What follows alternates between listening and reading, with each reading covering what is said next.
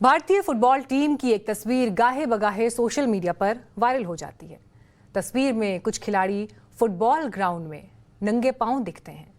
ये तस्वीर इस वक्त आप स्क्रीन पर भी देख रहे हैं।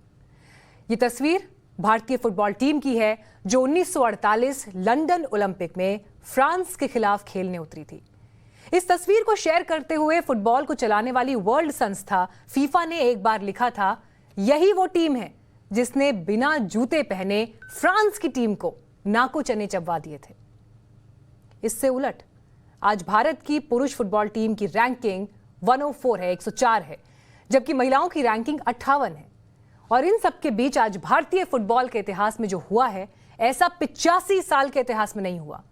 आज से करीब 85 साल पहले ही 23 जून 1937 को अखिल भारतीय फुटबॉल संघ की स्थापना शिमला के आर्मी हेडक्वार्टर में 6 प्रांतीय फुटबॉल संघ के प्रतिनिधियों की बैठक के बाद हुई थी। आज उसी फुटबॉल संघ पर राजनीतिक दखल अंदाजी की वजह से बैन लगा है।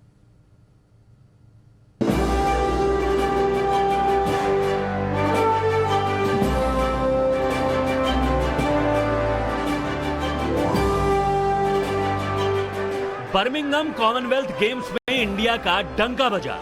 22 गोल्ड समेत 61 मेडल जीतकर गेम्स में भारत ने अपना 5वां बेस्ट प्रदर्शन किया। विदेशी सरजमी पर अपने खिलाड़ियों का दम देखकर हिंदुस्तानियों का सीना गर्व से चौड़ा हो गया।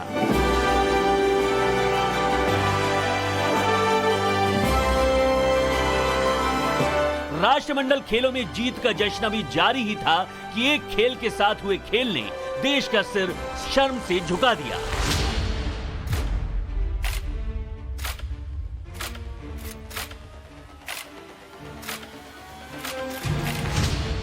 दुनिया के सबसे पॉपुलर स्पोर्ट फुटबॉल को भारत में संचालित करने वाली संस्था AIFF यानी ऑल इंडिया फुटबॉल फेडरेशन पर अंतर्राष्ट्रीय फुटबॉल महासंघ यानी फीफा ने बैन लगा दिया। साथ ही अक्टूबर में भारत में होने वाले अंडर 17 महिला फुटबॉल विश्व कप की मेजबानी का अधिकार भी छीन लिया।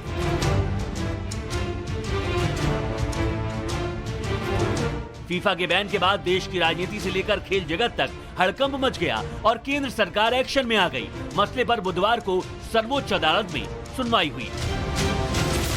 सुप्रीम कोर्ट में जस्टिस DY चंद्रचूड़ की बेंच के सामने अहम सुनवाई हुई। इस सुनवाई में भारत सरकार की तरफ से पेश हुए सॉलिसिटर जनरल तुषार मेहता ने कोर्ट को यह जानकारी दी कि फीफा से कुछ बैठकें हुई हैं और उन बैठकों के जरिए हल निकालने की कोशिश हो रही है ताकि भारत में वर्ल्ड कप को कराया जा सके। इसी बीच कोर्ट की तरफ से सरकार को यह कहा गया कि वो इस मामले में प्रोएक्टिव होकर काम करे ताकि भारतीय फुटबॉल संघ पर से निलंबन भी हट सके और साथ ही साथ टूर्नामेंट भी हो सके। सुप्रीम कोर्ट में सुनवाई के दौरान याचिकाकर्ता वकील राहुल मेहरा ने इस हालात के लिए एनसीपी नेता प्रफुल्ल पटेल को जिम्मेदार ठहराया है। ऑल इंडिया फुटबॉल फेडरेशन में एनसीपी नेता प्रफुल्ल पटेल की लगातार हो रही दखलंदाजी और साथ ही साथ उनके तमाम दबावों के चलते फीफा ने न सिर्फ ऑल इंडिया फुटबॉल फेडरेशन को निलंबित कर दिया बल्कि होने वाले फुटबॉल वर्ल्ड कप पर भी रोक लगा दी। अब आपको बताते हैं कि फुटबॉल के खेल में हुए इस खेल को लेकर प्रफुल्ल पटेल सवालों के घेरे में क्यों हैं? क्यों ऐसी नौबत आ गई कि 85 साल में पहली बार भारत को ये दिन देखना पड़ा? साल 2009 में यूपीए की सरकार के दौरान प्रफुल्ल पटेल को अखिल भारतीय फुटबॉल महासंघ का अध्यक्ष बनाया गया। साल 2020 में अपना तीसरा कार्यकाल समाप्त होने के बावजूद प्रफुल्ल पटेल पद से नहीं हटे, जबकि खेल संहिता के मुताबिक किसी भी राष्ट्रीय खेल संघ में कोई व्यक्ति अधिकतम 12 साल तक अपने पद पर बना रह सकता है। इससे उलट AIFF पर प्रफुल्ल पटेल की अध्यक्षता वाली एग्जीक्यूटिव कमेटी 14 सालों से काबिज थी। आरोप है कि प्रफुल्ल पटेल ने पद पर बने रहने के लिए फीफा के साथ साठगांठ की और साम दाम दंड भेद जैसे सारे हथकंडे आजमाए। वो तब तक अपने पद पर बने रहे जब तक 18 मई 2022 को सुप्रीम कोर्ट ने पटेल की कमेटी को हटाते हुए फेडरेशन का कामकाज संभालने के लिए 3 सदस्यीय कमेटी नियुक्त कर दी।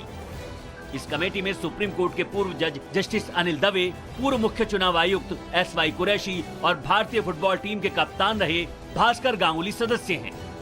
सुप्रीम कोर्ट ने प्रशासक समिति से कहा कि वो समयबद्ध तरीके से चुनाव कराकर एक अंतरिम AIFF का गठन करे, लेकिन फीफा ने सुप्रीम कोर्ट के दखल को आधार बनाते हुए ये एक्शन ले लिया। अब इस मामले के खुलासे के बाद आरोप ये भी लग रहे हैं कि प्रफुल्ल पटेल को बैन के बारे में पहले से पता था और वो राज्यों की एसोसिएशन के साथ मिलकर AIFF के चुनाव रोकने की कोशिश कर रहे थे। 6 अगस्त को स्टेट एसोसिएशन के साथ हुई मीटिंग का एक ऑडियो सामने आया है जिससे इसका इशारा मिल रहा है।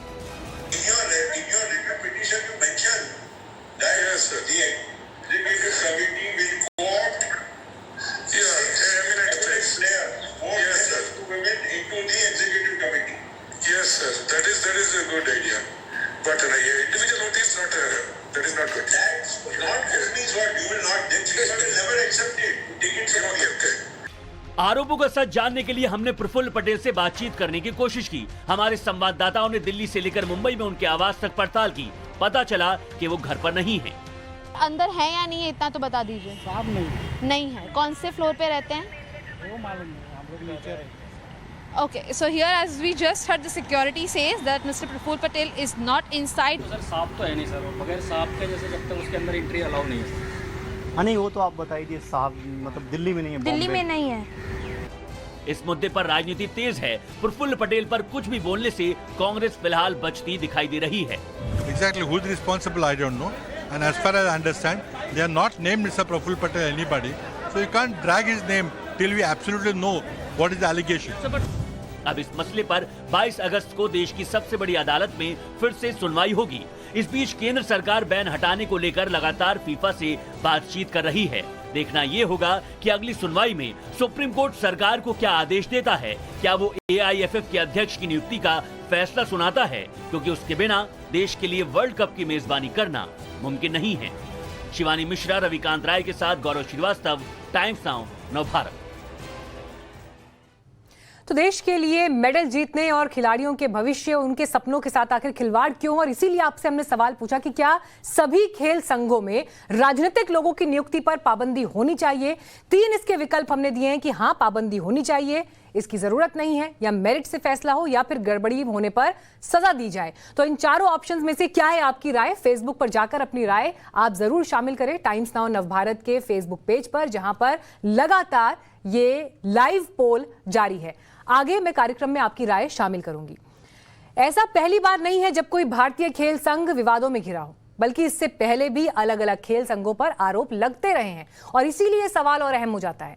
जुलाई 2022 में हॉकी इंडिया पर बड़ा आरोप लगा, पुरुष वर्ल्ड कप को खतरे में डालने का आरोप। फरवरी 2022 में table tennis federation of India suspend हो गई, राष्ट्रीय कोच सौम्यादीप पर मैच फिक्सिंग का आरोप लगा। जून 2022 को जूडो फेडरेशन ऑफ इंडिया पर विवाद, अधिकारियों में टकराव सामने आया। सितंबर 2017 में डोपिंग के आरोप में वेट लिफ्टिंग फेडरेशन भंग हो गई। दिसंबर 2012 में इंटरनेशनल ओलंपिक कमेटी के नियमों का पालन न करने पर इंडियन ओलंपिक एसोसिएशन को सस्पेंड कर दिया गया। और इसीलिए ये सवाल अहम हो जाता है कि क्या सभी खेल संघों में राजनीतिक लोगों की नियुक्ति पर पाबंदी होनी चाहिए? तो आइए आप दिखाते हैं इस सवाल पर आपकी राय क्या है।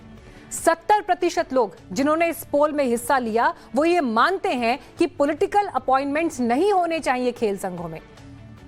0% लोग हैं जिन्होंने ये माना कि जरूरत नहीं, यानी लोग सिरे से इस बात को खारिज कर रहे हैं कि पॉलिटिकल अपॉइंटमेंट्स यहां पर हो। मेरिट से फैसला हो, इस पर भी किसी ने यहां पर वोट नहीं दिया। और 30% हालांकि ये जरूर मान रहे हैं कि गड़बड़ियों पर सजा का प्रावधान जरूर होना चाहिए।